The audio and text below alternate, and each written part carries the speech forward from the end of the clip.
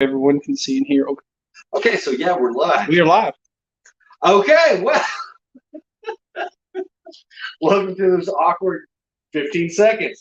Welcome to the Geek Cave. It's me, Josh, and Ken. Justin is not be with us right now. He is taking a vacation down to Mexico and apparently having a whole lot of fun. Good for you, buddy. We miss you. Yeah, We got always. this tonight. Yeah, don't worry about it. So, how you doing, buddy? Yeah, pretty drunk right now. We're just gonna be honest with you at this point. I mean, we're about little sheets of the wind. Maybe not three, but like one and a half, I'm 2.5. pushing two. What are we gonna talk about this week? Yeah, we actually got to talk about stuff. All right, so we're just gonna start off. Not a whole lot of news coming out, but we want to start with what we think is the most important thing that Marvel has ever released.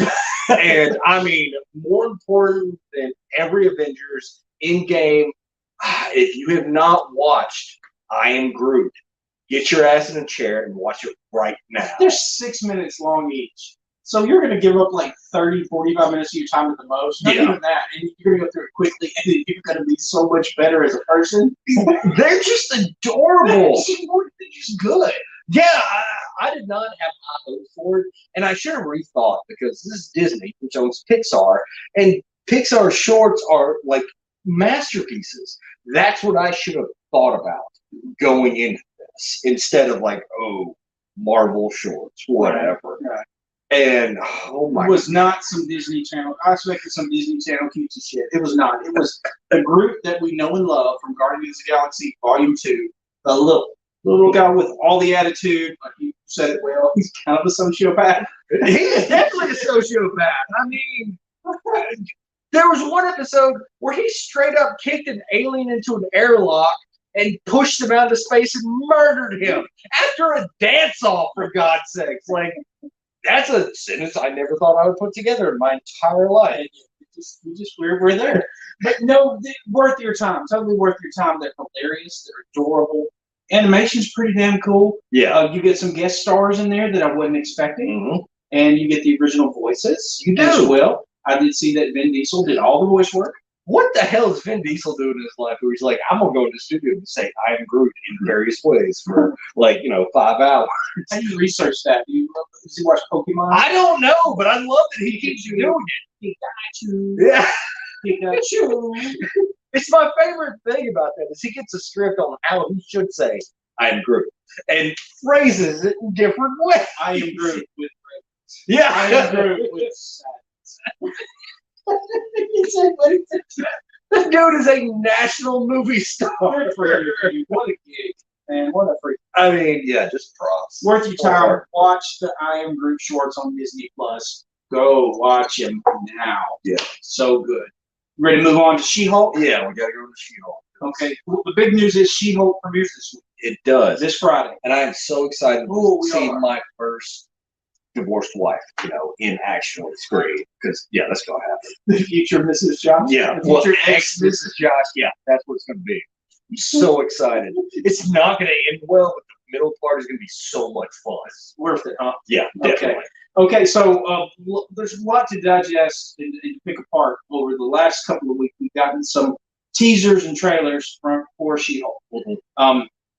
We talked about, I think, last week or the week before, Daredevil tease and other things. This week we got a new teaser. We did. What did we see? We saw one of the Grandmaster ships fly down in front of their car. Mm-hmm.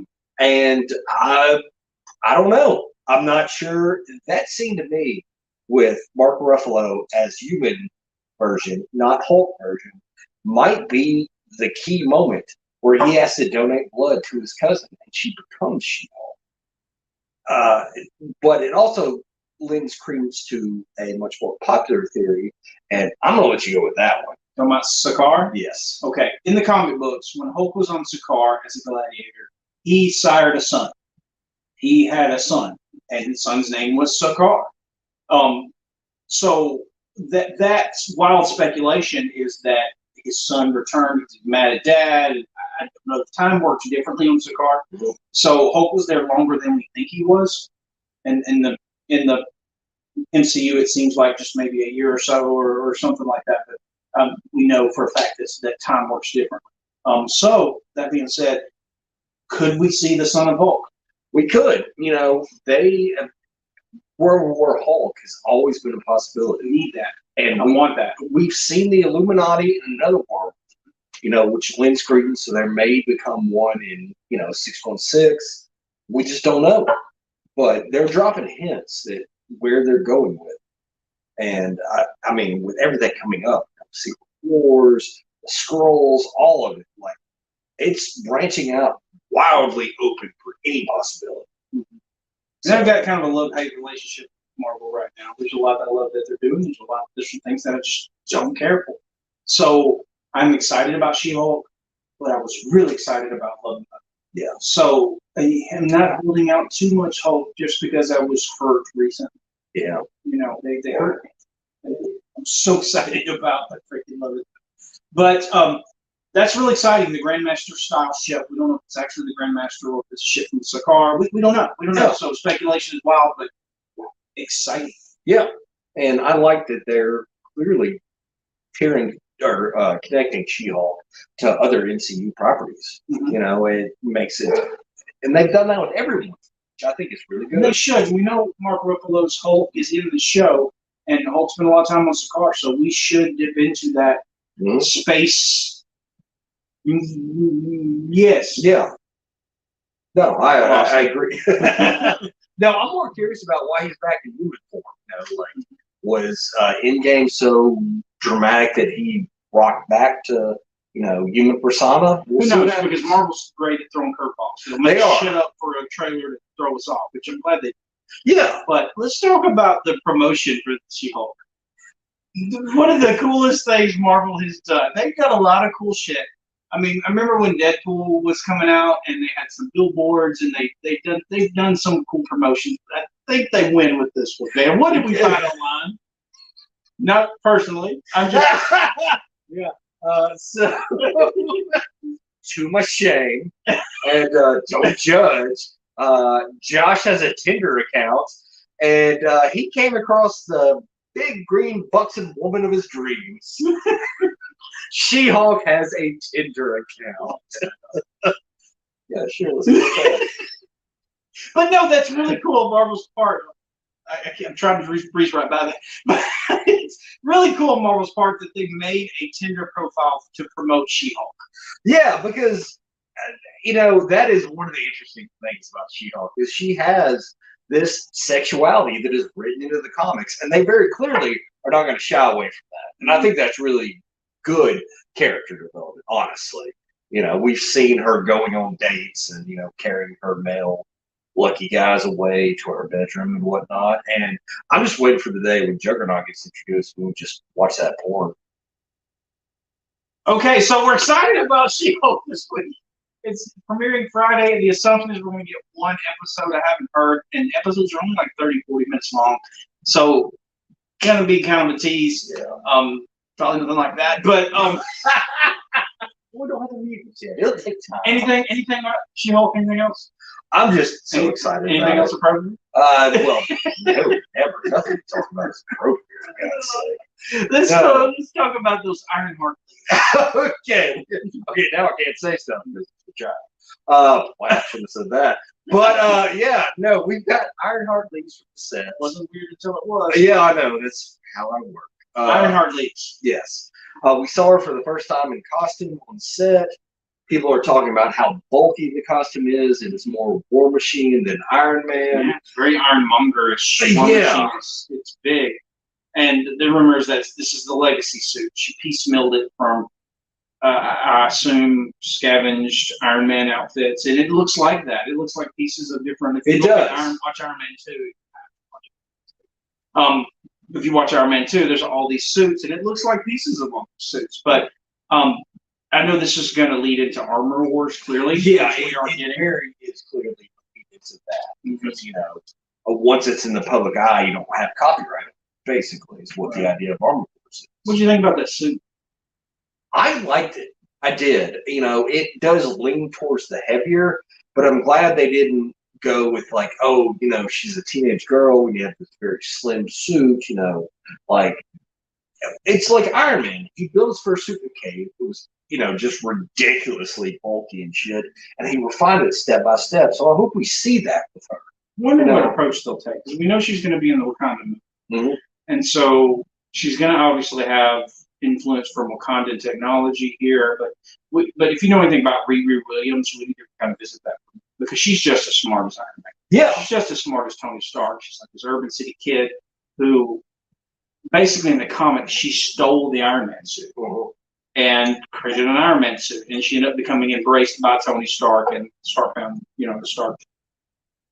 Anyway, so she earned the suit at the end, but at the beginning, not so much. So it's exciting to see this, and the MCU clearly will change things. They always do, and we don't have Tony Stark to deal with this. I'll be interested because her AI was Tony Stark in the beginning of the series, so I'm wondering if they're going to try and pull him back in to be the AI for the suit. I mean, I'd love it. I would too. I mean, all of us would, of course. Robert Downey Jr. was a fucking rock star in that role. That is the perfect casting that ever has happened. Yeah. But it's exciting. But I also want to talk about, there was, these images all leaked, and I'm almost certain that Marvel does this on purpose. Slips these images out just so they're not terrible, grainy images from an apartment while they're filming. But Anthony Ramos as the Hood. And the Hood he's not a cool villain in my opinion, but he is as well. It's just not my favorite villain, but the Hood has ties to Dormammu. He has ties to Mephisto. He taps into some demonic things, which could tie him into the Midnight Suns and Ghost Rider and other things in the future. It's supernatural stuff. Yeah. He has a mystical cloak and mystical boots and a mystical, I think the guns are mystical too. Yeah, they are. Okay, so kind of a cool character. He's kind of got a basic look to him. But I'm going to be honest with you, I was a little disappointed that he's cast in this role. Because I think Anthony Ramos could carry, I'm saying it's wrong, name crazy. No, I know, but Ramos, I know, I think he could carry his own movie and his own character, but he's this B-list villain. He is a great this dude could be an X-Man. He could be anything. Yeah. But yet he's this B-list villain in this television show. So, and maybe it will be that. Maybe it'll be bigger than I think it is. But I just feel like he's wasted on this small character. Yeah. And it makes sense. And this dude is awesome. Man. It's an interesting genre cross because you have a character who is all high-tech technology and then a character who is almost pure supernatural. So, when they meet, it doesn't really fit the role. So, I was expecting her to take on, scavengers from Armor Wars Upcoming or something Justin like Hammer. that. Yeah, exactly. So this is an interesting. You need Sam Rockwell back in the MCU. Oh yeah. Listen to us, Marvel. Bring him back. God, if nothing else, just let him do a little dance move and introduce his apprentice. I love and he Sam goes Rockwell. away. Yeah, he's the best. He's pretty shit. But we also saw images of the Wrecking Crew. I think was that from She-Hulk? Or That was from She-Hulk. That was from She-Hulk. Okay. The Crusher. Okay. Now, and I'm saying that with like an addendum to it. That's the only person I know who carries a ball and chain as a weapon. Crusher Creel? Yeah, as part of Wrecking Crew. And so that, I don't know if that's what they're going to do with it, but it was a very distinctive scene when he dropped it down. Yeah, well, there's the Absorbing Man does that, but also part of the Wrecking Crew is that the guy with the ball and chain. So then the guy with the magic crowbar, and there's one other dude. They're all B-list villains, and that's kind of their thing is that their ass is always getting whipped by the superheroes, and it's kind of a running joke. So I don't know. I'm excited as hell about this, and especially since I have a lot of these comics are her first appearances. She's looking towards retirement. Dude, I was leaving this shit to my kids. But Riri Williams is a cool ass character, and I hope we don't get the pushback we get on some of this shit. It's like people, God, but just give her a chance, man. I mean, seriously. I could see her, replacing Iron Lad and Young Justice because we very clearly are going towards Young Justice. Young Avengers. Young Avengers. Sorry, complete. Yeah, sorry. Replacing Iron Lad. Which would replace Iron Lad in the comics is a version of Kang. Exactly. So I think that could get way too common. Man, MC, they do their own thing. We know they do. So they change things up as they see fit. So I don't know. We're going to know the stepping stones of what's happening this week, Friday. We're going to get together. We should get together and watch She-Hulk. Yeah. Justin will be back. We should all do it together. So looking forward to it. Yeah. Any thoughts on that? Big green beefcake. So sexy. We're talking about Ironheart. Oh, no, I was talking about She. Okay.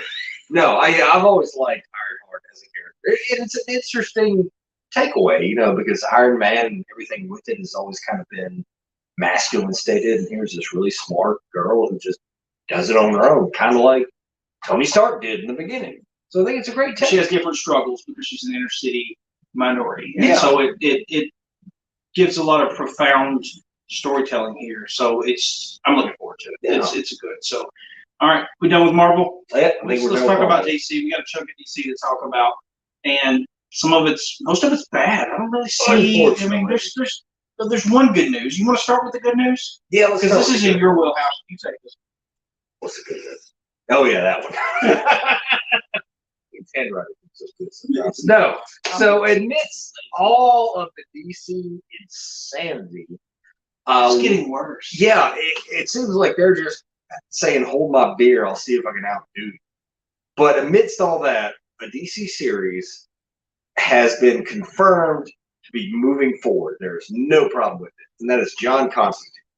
And Constantine is my absolute favorite character in the DC universe. I love the supernatural side of DC. They are not going to go with Matt Ryan, unfortunately, which breaks my heart because that is a role he was meant to play. But I'm just happy they're going forward with it. And if that does well, we may see Justice League Dark. We might see that side of DC. And I think it's warranted. You know, we all know the main side of DC, but they could do kind of the back end, you know, the supernatural side, Booster Gold, Blue Beetle, you know, expand it out and not just like the trinity of the Justice League. There's a cool cast of characters for Justice League Dark, and it's changed over the years, kind of like Suicide Squad has. But let's name a few. I mean, Swamp Thing, the Demon, Zatanna, John Constantine's been on there.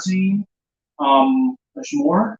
Yeah, I mean, there's The Enchantress. Yeah, she's been on there a couple times. She has. So it's a really cool, dark. And there's some animated movies for this. If you want to be educated, you guys feel Max, go look that up right now. Yeah. There's some cool shit. And you can discover, I mean, I'm thinking in my head, the last John Constantine movie was so good. The Spectre imprisoned him in the House of Mystery, and you discover the House of Mystery. Animated, right? Yes, it's animated. And you discover it's this hell dimension for him. He's trying to escape. And it's super dark, but even going back to Sandman, you discover where the House of Mystery and the House of Secrets come from. It's Cain and Abel's houses that they pulled out into the main DC universe. These houses that jump dimensions and are perfect headquarters for supernatural beings. This is some of the coolest underground DC stuff. Yeah. It needs to hit the mainstream. Yeah, I agree. This is the cool shit. Some of you have gotten to taste it before Sandman, because Sandman is still like #1 or #2 on Netflix's stream services. So it's being introduced. This side of DC is being introduced to a whole new audience, which I'm excited about. Yeah, because I think Sandman was phenomenal. It was so good. If you haven't watched the DC Sandman show, go watch it. It's so true to the material, and I was so happy that this story that I adore so much was treated with such care, because it was good.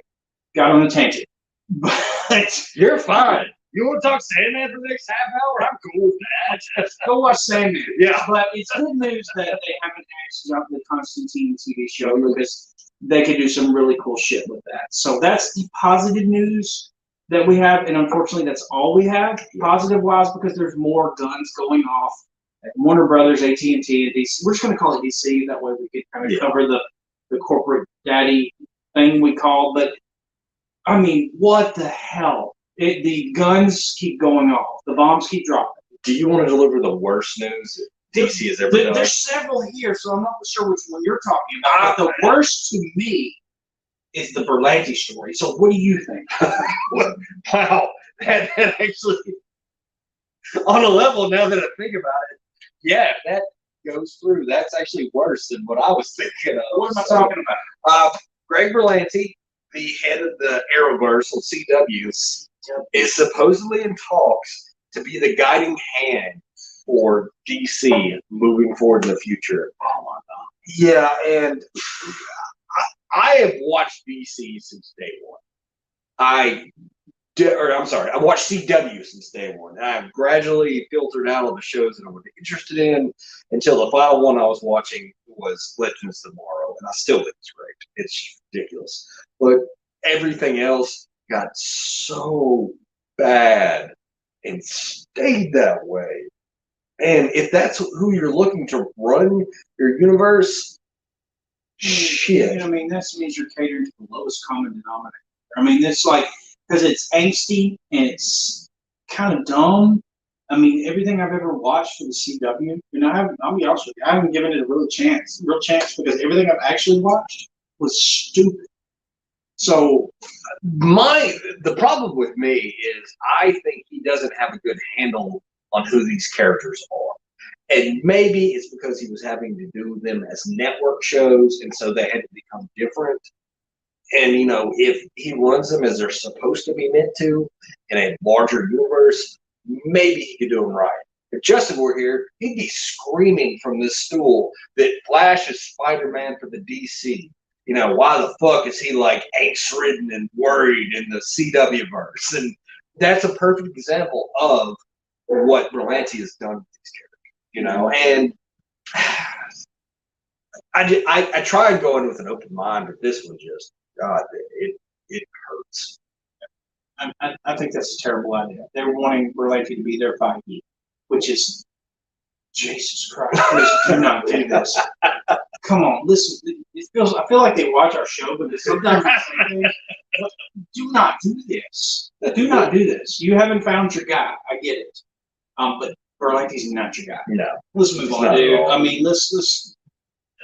The next thing is that clearly Henry Cavill is in my opinion, the best Superman we've ever had. Yeah. I know there's some mixed opinions. People say Christopher Reeve. Well, those movies don't hold up. They're important, and they're important to everyone in us. They're close to my heart. But Henry Cavill's my Superman. Yeah. He looks like him. He embodies him. He's yeah, he is just 100%. So, but it's been, and some of this is like publicist shit. Sometimes they'll release things like this because they're at the table and they're talking and they're negotiating, and sometimes they'll release stuff to get public opinion behind their name. But I think the ship has sailed on Henry Cavill as Superman when he's being eyed as the next 007. Yeah. And I think it's a shame. I think WB, DC, whatever, just kind of overplayed their hand. I think they had the perfect Superman, and they either weren't willing to pay enough or had too many restrictions on what he could do as a character, as an actor. During that, he is The Witcher. He's been eyed for the next 007. They're looking for that restart in that franchise. And I think WB fucked up with it. They jackassed around and sat on their hands and did all this crazy shit. In the meantime, dude has aged out. He's getting older, but he still looks amazing. Yeah. Look at The Witcher that just came out earlier this year. I mean, he could still do it, but I mean, they don't deserve him at this point. They don't deserve him. Yeah, I agree with you. And whoever they pull in, that's going to be problematic for the movies going forward because people are just going to instinctively dislike whoever becomes the next Superman. And God, if I were an actor, I probably wouldn't take that role just because of that. Like walking into hatred, no matter how big and a franchise it is, like no. I don't know. That's sad, but there's not much to say. Y'all know how we feel about Henry Cavill, but it's anyway. Let's move on, man.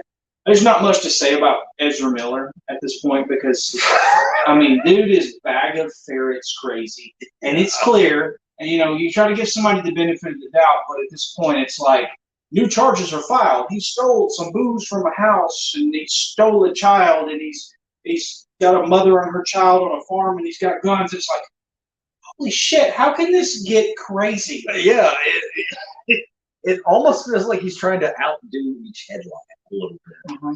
But yeah, it's clearly a kid who needs help, and no one around him is working towards that. I like him as the Flash. I thought he did a great job, but you can't allow that kind of personality to be a key component of the universe. Like you can't trust it, just period. No, They're they're gonna self-destructing. Yeah. Every week we get a new story, and they're going to release this film in the next year, and yet, and there's news stories that they're struggling on what to do. They're actually pulled. I mean, there's rumors that they're doing reshoots to reduce Ezra Miller's time in the Flash movie, and he's the Flash. It's a hard decision to make. You have this movie, Gosh. and it's a key component of the DC universe. What do you do with that? And I have no clue actually what they're going to do. I could see anything happening. I know these giant corporations and studios have insurance for this kind of thing, but is there a clause for fat nut crazy? I don't think there is. I think it's usually like accidents or injuries or those kind of things. Because I mean, dude is obviously mentally there's some problem. Yeah, it's like I feel like there's a call for help that nobody's answering because everybody's just judging the situation. Yeah, and it's like somebody find this guy and help him, man. This is crazy. Well, I'm sure he surrounded himself by people who just agree with him and profit off of him. That's usually what happens with these kind of people. Yeah. Yes, man. Man, yeah, exactly. His money and. Oh gosh! And not to trust me, I'm not downplaying mental health issues. I'm the last person to do that. But it's that kind of situation where people become leeches onto those who get famous and just use them for money and to live their lives, and it's terrible. And hopefully, I mean, for God's sakes, Robert Downey Jr. was the exact same way when he was Ezra Miller's age, and he came back. Not exactly, he was crazy, but he had his problems. I mean, he broke into a couple's home drunkenly and passed out on the couch and got him the next morning. He's stealing children or anything. I mean, just say fair, yeah.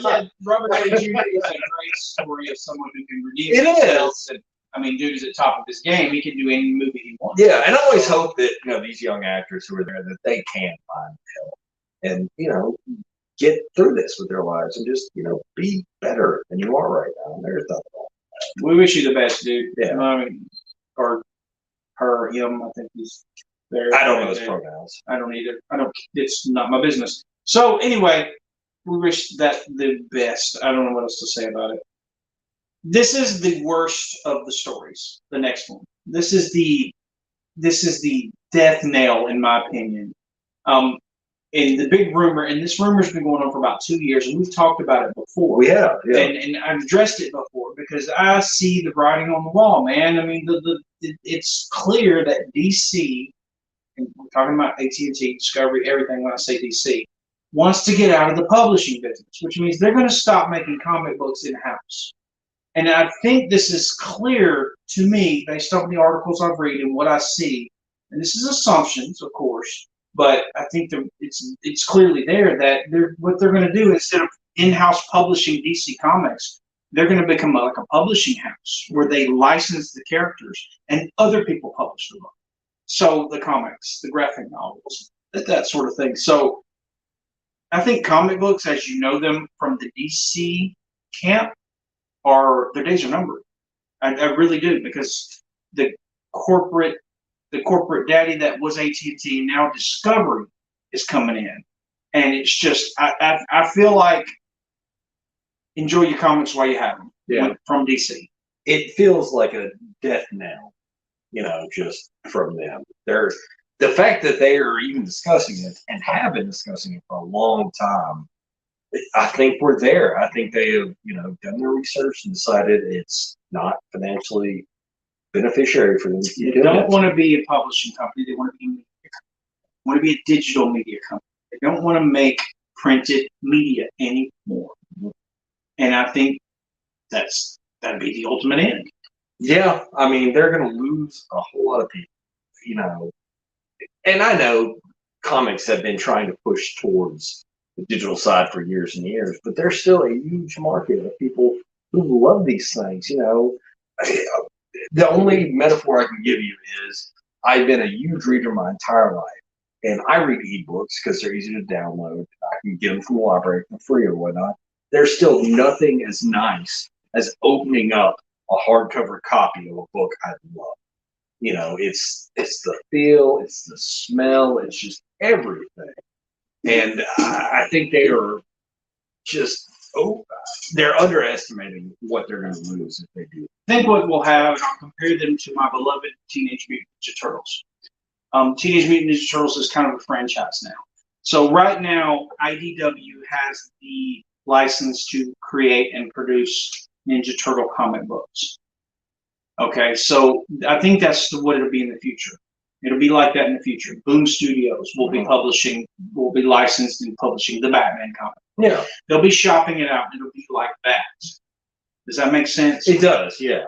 I never thought of it that way, but yeah. I think that's what the future of DC Comics is, that means there's hope there. But the problem is we're going to have a rebirth or a reboot every time that license changes hands. Yeah. So the continuity goes to shit. It's gone.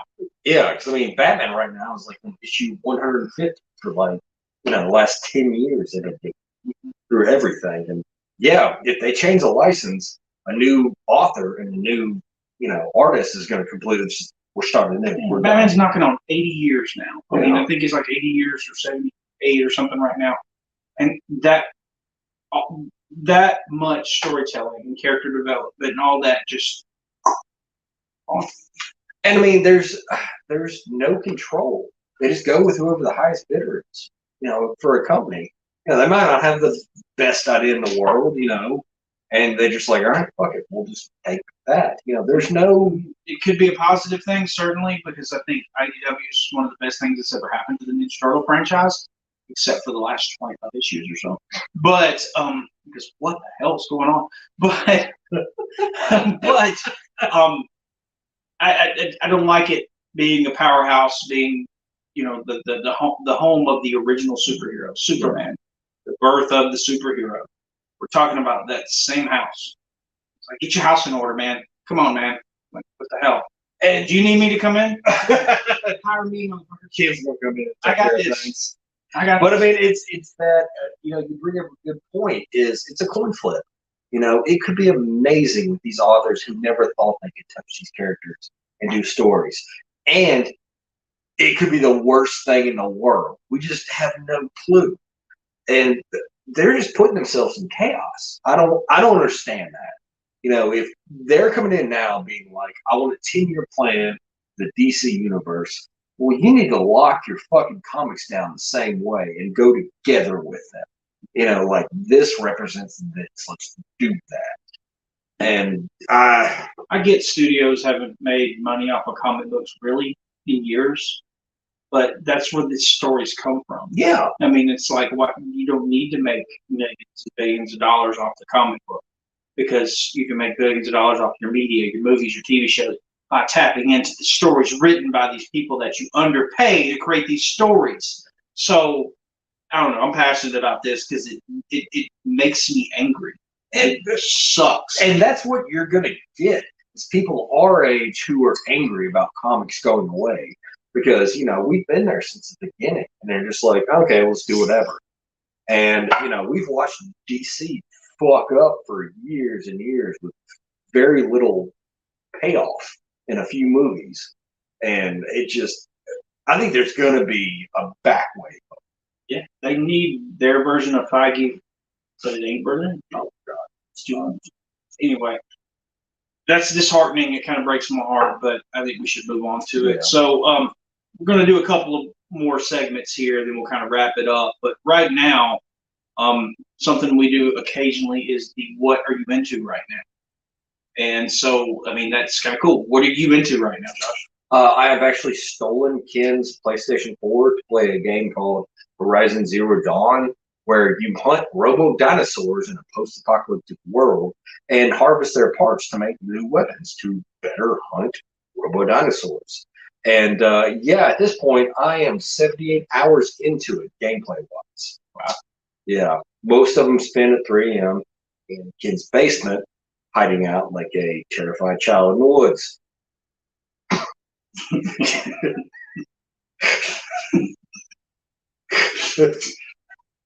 I have liquor hidden in your basement, by the way.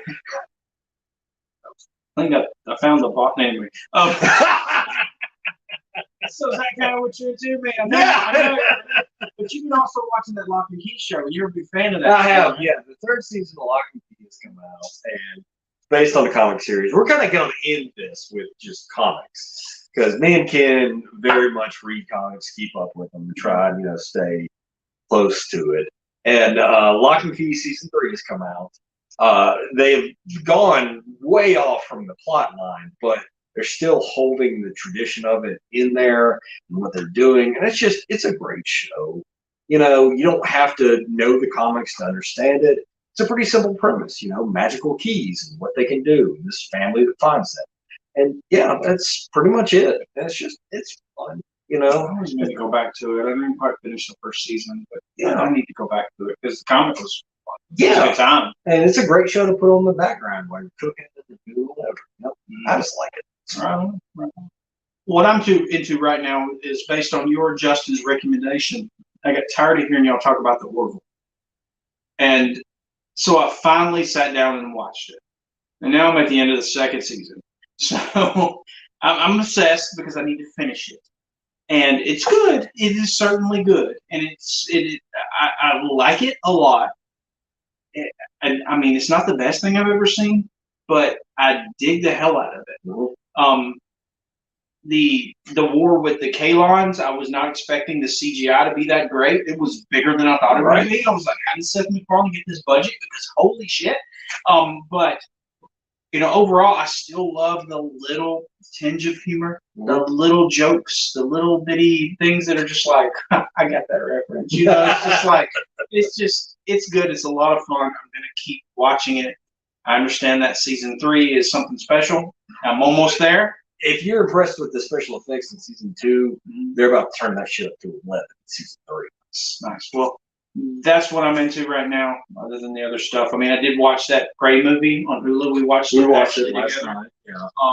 So I thought it was a lot of fun. I mean, it was cool. It was just kind of mindless. There wasn't anything profound about it. But I mean, I watched it. I watched it again today with my dad, and it was a lot of fun. Yeah, it was a throwback 80s movie. We grew up on those. A lot of throwbacks. Yeah, so enjoyable, nothing fancy, but a lot of tropes. Yeah, but it's fine. It's getting a lot of great reviews, which means, and it's the highest volume of watch premiere on. I can't articulate the hell out. I would screw that up. But Hulu has had more success with this premiere of a movie than any other movie ever on their streaming service. So the fact that everyone's supporting it means we'll get more shit like this.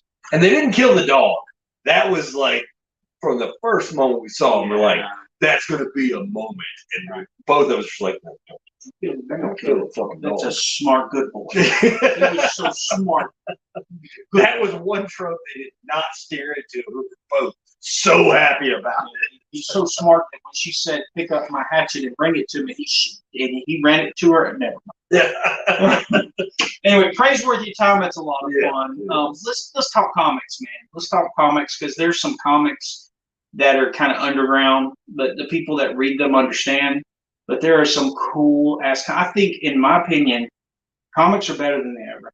I agree because they're written by freaking screenplay people. I mean, people that just like. They've had to step up their game because the superhero guy in tights, saving the day, that shit doesn't work in comics anymore unless you're Superman and you've been around since the 40s. Yeah. So, especially one we're going to talk about because there's a show coming out for this one. Our absolute favorite. And he messaged me and said a new Something is Killing the Children just came out. You need to check it out. So we keep up with this comic book, and in my life is busy. It's hard for me to keep up with comic books, but I make time for this comic book because it's cool as hell. You want to give us a rundown of kind of a synopsis of the comic? Yeah, it's going to be a Netflix show, which is being adapted, but it's a show that follows a monster hunter, basically. Her job is to go to towns where monsters are killing children. Thus the title, Something's Killing Children. The thing is, no one can see it except for her and the other hunters who have been gifted with the sight to find it. Or the children that are being killed. Yes, during. And I know that's a real basic premise. It's better than that. Yeah, but it opens up a whole world of this society that knows this is going on and what they do about it. And their entire job is to go and hunt these monsters. And it's just, I mean, it's magical. The main character, Erica Slaughter, because she's the House of Slaughter, which is the name of her house. Oh, and by the way, there's multiple houses within the world who do things differently, which you get into like in episode or issue 15. And it's just, I mean, it's amazing.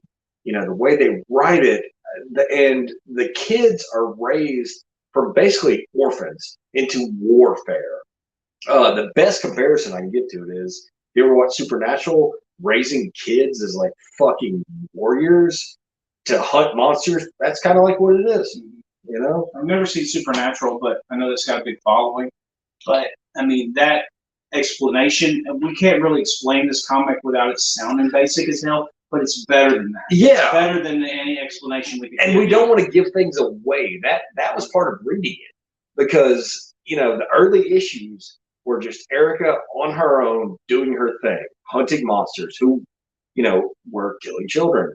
And then suddenly it turns on its heel and we see this much bigger world and who they are and how they function. It's just written so well.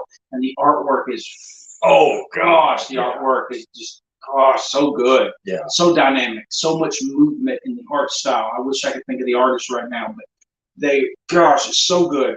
Worth your time. Something is killed in the children, and there's a spinoff, The House of Slaughter, which is a second comic series. Because I mean, it is. Yeah, the world, like I said, the world opens up so dramatically at a certain point, and then you want to know everything about it. Worth your time. Yeah, read it. You can get it digitally. You can get it in the comic stores and trades. There's some really cool trades. There's like omnibuses and hardback and shit. You can get them on Amazon. So that comic is worth your time. The next one is another one that's worth your time. I'm going to give this one to Josh to explain mostly because this is his wheelhouse. But Once in Future. Once in Future is a little hard to explain because it's completely old school literature. It examines the idea that the stories we have told and been taught over the years refresh themselves and become anew and take over people. Like fucking Arthur and the story of the Round Table is actual. And it follows a young kid, I guess, what, about 20, you think, main character? I think he's older than that. Okay, so maybe. But his grandmother was the guardian against these stories, and her job was to take them down before they became so powerful. And he just kind of falls into the trade. But it's not just what you think. It's not just, oh, I have to take down Arthur and Lancelot. It examines these myths through different people's eyes. And every shape and form of them is just amazing. I mean, the things they do with them. I mean, it's like multiverse kind of shit. Yeah. Going on, and it's the Arthurian legend, but also we get Robin Hood. Yes. We get, I mean, name some of the other shit, man. I mean, some of the fables and fairy tales, and it's just, it's better than we can explain. Yeah. I mean, we get the Green Knight, and these humans take on the title of one of these myths and suddenly fall into them, and they have to represent that. We have an English take on King Arthur. We have a Welsh take on King Arthur. We have a Scottish take on King Arthur because they all are different stories. And they're all battling each other. Exactly. Which is awesome. Yeah, it's not, I mean, it's viewed from every different generation and every different culture. And it's just, God damn it. Like, why? There needs to be a college class on this. Kieran Gillen, right? Yes. That's the writer. I wish I could remember the artist name. Can you name the artist name? I can. Because that art is the, God, it is the absolute shit. It is. So freaking good. Great comic book. I think this will be one of those that I don't know if they'll ever turn it into a TV show or anything because I think it's so hard to do. You know, I would say there are certain comics that can never be adapted. But they did Sandman so well, I'm going to stop saying that and just be like, yeah, you have the right people and the right actors, fucking do it. And there's a few things that I said can never be done. One of them was Watchmen. Yeah. And Zack Snyder nailed it. Sandman, I was like, there's no way. But they did it. So Yeah, I'll give you that. So the right person, right butt in the right seat, so to speak, could freaking do it justice. So once in the future, really cool ass comic book. Read it. So good. And another one that we've read that is another unique idea. We'll wrap it up with this one. Is we only find them when they're dead. Now this comic book is interesting. It is wild. It is super wild. You're pretty good articulating this shit, man. So I'm going to throw it to you. Tell me about. Let you take this one. Tell me about. We only find them when they're dead. We only find them when they're dead, which is probably the mouthiest title of any comic I've ever read. Posits the idea that the edge of the known universe, every now and then, a gigantic corpse appears, and they refer to them as gods. And so naturally, as you know, Earth society does, they carve them up for their parts and put them to use in medicine and technology and everything like that. And yeah, that's pretty much the idea of it. And it follows one crew who are on kind of a hell-bent mission to find out where the gods come from and see what's out there. And I'm not going to talk any more about it story-wise from that because it would be spoilers, but it is a comic that took a twist I did not see coming in the least. It is so wild. Just the visuals of these tiny little spaceships cutting into these corpses that are biggest planets, and they all kind of fight for the rights. And they buy the rights and they fight each other and they compete for the rights, or the rights, maybe not the right term, but the use of these corpses. Yeah, because the brains and the heart are the two most important and the two most valuable. So corporations who have formed around this have first dibs and harvest on those. Kind of independent ships like our main characters hit the extremities and things like that for arteries and blood vessels and stuff. They can still sell for a pretty penny, and that even that description does not do it justice for what it goes for. Remember the writer who's writing this book? I have no idea. Gosh, that's terrible. We should. This is somebody's baby. We're talking so good about it, and it's like. Keep talking. Think about it. The art's dynamic and cool. It's sci-fi at its finest. It's neat as hell. And another comic that's worth your time. This is going to take too long. So I can't go and run out of shit. So, but it's weird that we're talking about independent comics right now versus the big two, Marvel, the DC, and these comics are outshining those. They really are. There. The author and artist are Al Ewing and Simone Demian. Al Ewing has done some cool shit at Marvel. He's done some dumb shit at Marvel. But he did the new Hulk series, the one that you that one, about that was like body horror. It brought Hulk back, the Incredible Hulk, back to a horror comic, which he originally was. He was made to be Frankenstein-esque. So his run on the Hulk was pretty damn cool. Yeah. So anyway. That about wraps it up, man. Yeah, we don't usually go into comics this much, but we thought tonight, just the two of us, we talk about the stuff we're really into. And I agree with you, man. I think independent comics, they're still under the big umbrellas of companies, but what they're doing is much more interesting. Like, I don't read any of DC or MC stuff anymore. Yeah, I've dropped off. I mean, when Hickman kind of left the X-Men, I figure out on that because it's like there's no architect. It's so rudderless. It's crazy. It's wild. I know Marvel's going through some kind of big event right now, and I'm so detached from it. It's just so unlike me. And I'd rather read this stuff. Yeah, and I mean, look out there, find your small comics that tell their stories, and then walk away. I've always appreciated that more than just keeping adding on stuff because it's popular. Tell your story and go. And there's some really cool stuff out there, not just what we mentioned. I mean, Department of Truth is a cool ass thing. Oh, that's a good one. I mean, just thinking about throwing some things out there, but they're all independent books. Yeah. So, I'm reading one called Slumber about a dream detective right now. It's just interesting as hell, It's just get out there and don't be afraid to look for stuff that you might not think you'd like. Comics are different and unique now. They're better, like we said, I think they're better than that. I agree. Because they're different. Yeah. So the superhero comic book feels like it's doing this and the cool shit. It's just different. So anyway, let's wrap this up, man. Hope everyone has a great week. Stay safe. Wrap it up, buddy. All right. Well, to quote Justin, it's a great time to be a nerd. Excelsior. You want to stay safe?